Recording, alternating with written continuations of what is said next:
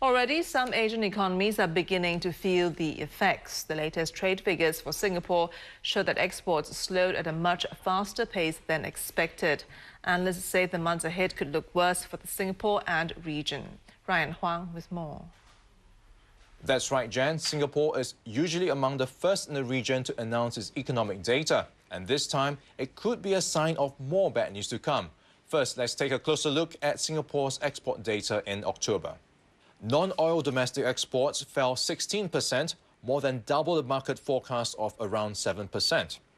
Exports were dragged down by a weak electronics segment, and experts that I spoke to say this is a warning sign for the rest of the region.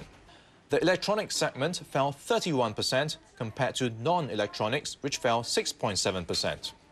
And that's a bit of a surprise because this is usually the time when stores start stocking up for the Christmas season. The fact that this occurred ahead of the festive season again highlighted the kind of weakness that our export segment is currently facing.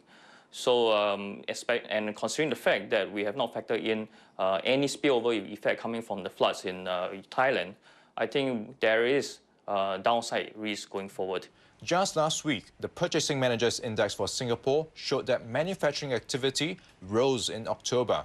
So many analysts were optimistic, but on a regional basis, the outlook is much less rosy.